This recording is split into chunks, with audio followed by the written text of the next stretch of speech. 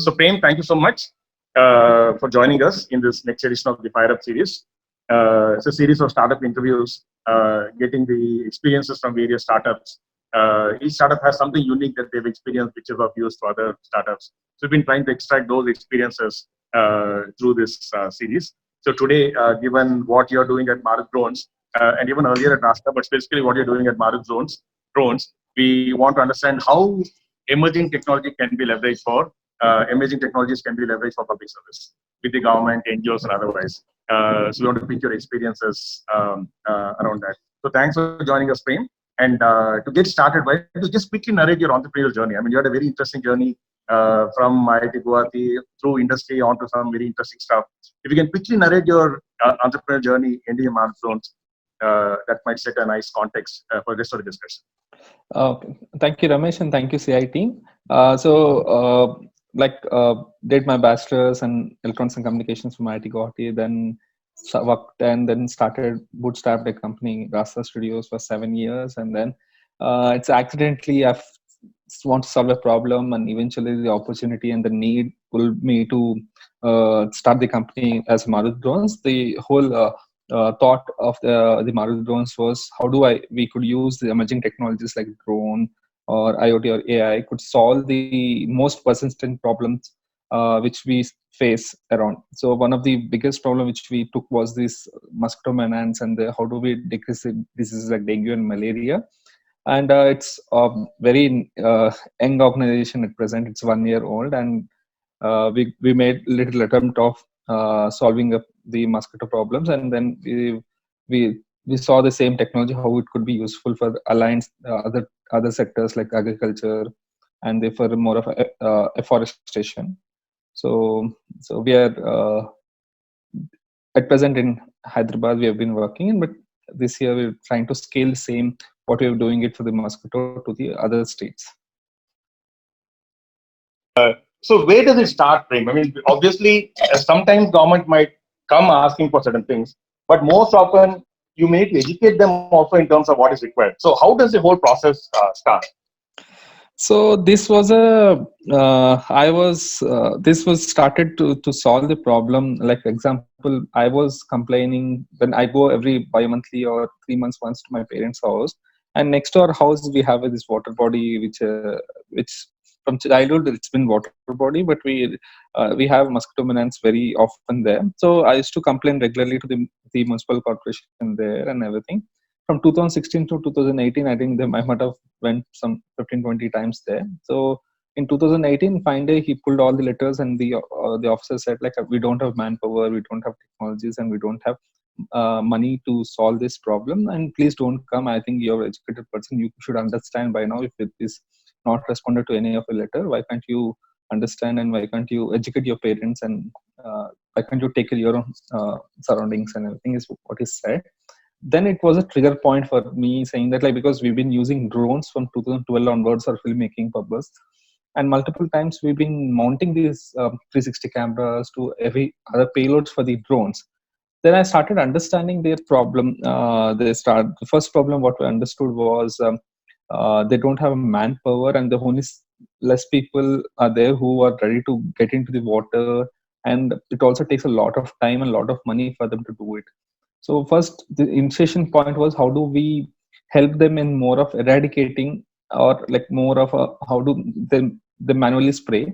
So then I started seeing their process and everything. The people get into the water, and it takes like some 20 acres of water body takes for them 4 to 5 weeks, and it takes a lot of they use a lot of people, and they've been suffering with a lot of skin diseases and everything. Then understood why can't we remove the contact with the water and the person. Then we started doing the custom drone for it and everything, and we initiated. It was sort of for them because starting when we went and spoke to them, by then the zonal commissioner was here, and she was the additional commissioner for lakes also, the Harichandanam. So she said like because there were a lot of resistance from starting saying that like you're going to replace people, or and they've started using as trials in like 17 different locations. Then they've started identifying what's the difference before and after. Then they have a good amount of results. Like first thing is they saw that like 60% of reduction when we do, and it also that like 20 people or 4 to 5 weeks does in one day, and without getting any person in. So that's where then they started understanding the value of the emerging technologies like drone. Then we started mapping it. We started using drones for other things for this mosquito menace. So it was a persistent follow-up with them, and because I wanted to also solve the problem, and there was also the huge opportunity which we saw in it. So, how do you discover? See, one of the things is also one is to discover the possibilities, which you have done, and then how do you go convince them? I mean, like, because government has its own process of taking up any of these. Even if you say that okay, we have a better way of doing, whether it is the spraying in the lakes or whatever, but how do you convince them? What is the experience? I'm sure, like sometimes it must have come unstuck. They didn't bite it. Other times they bit it. So what's the experience? First, getting them to understand. Then come the whole process angle, how to get it done. But even getting them to understand, what all did you need to do to get them to understand and see the value? So actually, it took for me more than 3 months for them to get a first trial in a lake, because since it's a water body, there's a huge restriction. Like there's a lot of court cases. You can't do anything on a lake water body. And when we started talking to the first with this zonal level or the more GHMC commissioner level and everything, first there were a lot of resistance, but there was huge demand of like from the citizens and a lot of communities saying that we have a, because of Musi and because of the season at the time of rainy season and everything, there was a huge demand of like action to be taken and everything. And we've been continuously reaching out and we've been educating them. This is a use, this is use. They were asking us, did anyone did in the past? Because by then nobody was doing it, and they were asking us how do we we'll be having a lot of like a problem with the labors, saying that you're going to replace people and they're going to start agitating. So there was huge time they took for 3-4 months, and I was trying to educate the principal secretary level. Then even we started talking to the people who generally consult them. We started educating them. We're not contaminating the water. We're not letting anyone to get any of the we started educating them the problems they were facing. And we started talking to we went to each there's a assistant entomologist, supervisor, or worker. We started taking the case studies, because we have one big case study where like Pragati Nagar Lake, one of the worker who is suffering contagious disease now, which is not curable by any of the state government's health insurance also. So like that we started understanding, and we started projecting them and saying that we have a solution for this. Why can't you give it an attempt where we wanted to demonstrate?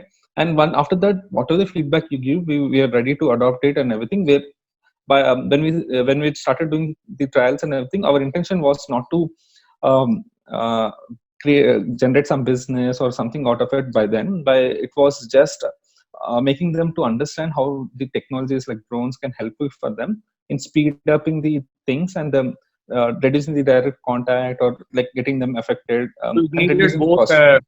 So it needed both a top-down and bottom-up Yes, yes. application. Yes, so there were cases where after first, second trial, the high officials were convinced, like commissioners, zone commissioners were convinced, but the next problem came with the more of all these workers and everything. So what commissioner said, why can't you give an attempt and talk to them? So they've assembled some 50, 60 people, workers, supervisors and everything. Then I started taking them the case studies of among them itself a person, saying that like how much of money was spent on the medical bill, and how much they earn 15,000 per month, but the people have spent more than 2 lakhs, 3 lakhs in the medical bill on itself. Then we said we are not replacing you from there. They're trying to keep you in the domestic areas where they have to you don't have a direct contact with any of the where you won't get any such of diseases which have been occurring and everything. And they've slowly they also understood. I'm saying like we are trying to solve a problem, not to replace them and everything. So showing them that it is supplementing their efforts, even Yes, at the yes. worker level, I think is a key to get the buy-in. Yes, yes, because we're saying we are not replacing anyone, we're supplementing your efforts, and we're trying to help you more. So does the fact that it is a new technology, emerging technology, does it either result in some excitement or some concerns? Either So positive or negative? So there was a lot of restriction for us. First, the regulation challenge, adoption challenge. Then was a I'm saying like they've been saying like we don't have money. There are a lot of other challenges were there, and we were addressing one after one. We started using like, who is the right person to influence for the regulation, who was the right person to use help influence them. So that definitely we had every stage there is a roadblock, and we started addressing one after one, one after one. So the fact that it's a new technology, does that did it help anywhere at all? That it's new technology, emerging technology. Was there some excitement in any quarters Yes, of the yes, government? yes. Because this was a same GHMC officials only said, because they attempted all the different technologies, different ways to give a confidence to citizens. The drone is physically visible to the people, and they've seen the before after, because they've seen the people beside the lake. They see at least for 3 days, 4 days, a lot of difference. So there was a huge confidence building for the government and for the people, citizens who were around. There were case example in Rayadurgam when we did after Miyapur. Rayadurgam whole community have written a letter of 300 people signatures saying like, what you did in Miyapur, why can't you do in Raipur?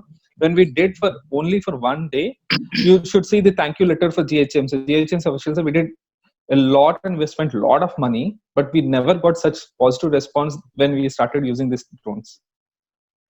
So that's the next level. So once there are results, then of course the opposition becomes even more when there are results. Yes. So now process-wise, okay, one thing is to understand the need, and because often it may not come from the government, somebody may not ask that I need drones to do something like this. Yes. So first thing is to understand the need itself is first step. Then is to go educate the decision makers like the secretaries and such, that such a possibility exists. Then comes the whole socializing with the rest of the organization, the bottom-up application, and then executing it. But before executing, what are the process? I mean, you did say like you hit some regulatory issues and such, but what is the process of getting government to take up this? Because this cannot go through a normal RFP process. Then it is startup is very disadvantaged in that model. So what are the ways? What's the process? I mean, how do you go get a government to let a startup do something like this? So first thing is when we started, when going and telling them there's a new technology, why can't you adopt and everything. First thing they also had a huge challenge, because government generally go with a rule and book model where these drones have been officially as a government they should not use because it's banned instrument, what everybody knows. So GHMC also first when we started talking to them saying like, this is banned, we don't want to take a risk and everything. Then we started using IT department saying that look, we have a drone policy, we are coming up in the state, you're using. So even they went and wrote in written saying that you're doing on a water body, if it falls in the water, it doesn't damages anyone. Already the water has been contaminated and everything, there's no aquatic life and everything. So it's been allowed. There's a written letter is given, and this letter, based on this letter, we've been seeking permissions because we're flying on 2 meters, 3 meters height and everything. The first thing is like generally government goes in tender process. The first 5 months, first 6 months to 7 months, uh, uh, every zonal commissioner has a 1 lakh as a approving authority and everything. So what we used to do is we used to say like uh, we were going backwards saying like, okay, this is a max you have, so but definitely we'll adjust our pricing accordingly and everything. And we were trying to reach out to each zonal commissioners, and we're trying to educate like for Kairathabad, Musi is the biggest challenge, so we started understanding the Musi and we were trying to define it. So first it was on a nomination basis where they were seeing the results, and they were based on the results, because there's 2-3 committees have been formed to identify whether what is the impact of the drones on the cost wise, manpower wise, and the more of the are there any implications for the environment because of pesticides and everything stuff. Then we start, once the reports have been positive enough and everything, then in the month of November they filed all these tenders and everything. And during tenders it was not at all encourageable, because GHMC even construction contractor to all the anybody generally files it. It was very tough for us because as a government process, they have a lot of loopholes and everything, and a lot of construction companies also got it, and they did not turn up, they did not do up to 1 month, 2 months. Then again they've recancelled, and they've understood, and they've changed the clauses, and they've tried to accommodate and everything. So, I mean, if a if a startup has to do this, like if a startup has to get into government, especially government, but any public service, even non-governmental organizations, NGOs also, what would be your advice as the best way to do it? What are some key steps? I mean, you had some prior relationship with the government, so you had some access at least, which was. But if somebody doesn't have any access, what would be your advice? How should they go? But assuming for the moment, let's assume that they have something compelling to offer. What would be your suggestion in terms of how can they go about trying to work this into the government if they have a good idea? First thing is like through, at least I'm saying, if that's part of CIA or part of product labs and everything, going through and getting a appointment and trying to do a first pilot is a right way, I feel, than going individually. Or second is like association or organizations through getting connected to the decision maker first and educating them. And once they convince, they'll give a chance, because as a Telangana state, they're very encourageable in sense of startups for at least for pilot stage and try to experiment. No, that is true. So I think if they get access, then an incubator is a good way, like academic incubator Yes. or some. It's a good way to get that initial access. And then if you can come demonstrate and convincingly communicate, then you will get the pilot at least for sure. So yeah, that's a good suggestion, because it's not normally startups get advice saying stay away from the government. But this year there are some good channels. It's worth giving it a shot because the channels are good.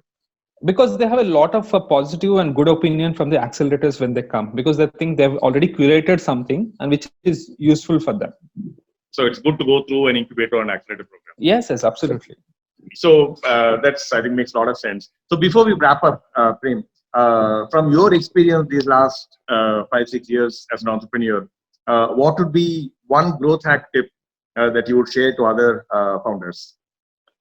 I think it's easy to do a services and difficult to do a product. But I'm saying like when I'm started dealing with more of the government and more of the problem solving as a solution, still it's taking a lot of time in sense of the funds, or in sense of the more of a building the product and everything. But only one thing I could see is there are a lot of influencers and a lot of mentors who have already gone through the path. So we're trying to take their help so that like we have a good learnings, and so that we won't do the same mistakes. So services to product is not a bad idea, but when you do it, work with mentors who have done it in the past so that you can accelerate it. Yes. I mean, services to product, one good thing is that you have a customer already, because somebody has asked for it and you've built it. There's some pre-validation that happens. Only risk is like you shouldn't get caught up in the services mindset. So you should also start looking at the product, which is where the scaling is much higher. So what we did is like rather we wait till the product is finished and we do it. We started attempting it, and we started understanding on the go, and we started building the product with the existing customers. Now we are same thing. We're trying to expand to the Assam as a next, where as a product as service, we wanted to give it to the, if someone is capable of doing it, but otherwise for timing we're trying to do. It makes sense. I mean, even as you're executing the services, in the background, you invest a little bit more to do it in a mode that it can become a product, even as you're executing the first service. So it makes a lot of sense. So Prem, thank you so much for joining us in this series. It's a lockdown series, and we are trying to spread some positive cheer around, positive experiences. And thanks for sharing your experience with a segment that often startups are advised to stay away from, saying that you're saying startup, you can't afford to work with the government, and you're cracking the space and having good insights. Thank you so much, Prem. Thank you, Ramesh, and thank you, CIT.